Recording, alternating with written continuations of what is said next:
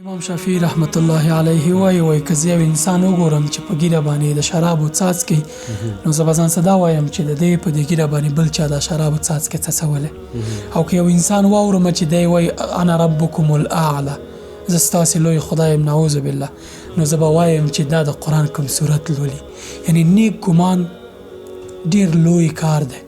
قرآن کریم کې الله پاک وایي چې ان بعد الظن اسم، ځینې ګمانونه یا ځینې باورونه چې موږ او تاسې کوو یو چا په اړه هغه ګناه لري، ځکه چې ګمان همیشه رښتیا نه وي.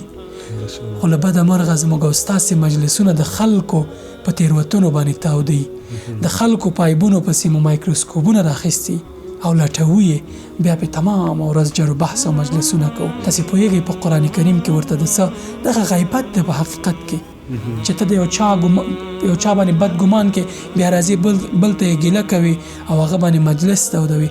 هم غیبت دی، هم بهتان دی او هم بد ګمان دی. درې ګناوې یو ځای راټولېږي. په قرآن کریم کې راځي چې آیا څوک خوښوي چې د مړه ورور د جسد غوښه وخوري؟ نه، تاسې کرکه کوئ له دې کاره، نو غیبت نه بیا ولې کرکه نه کوئ؟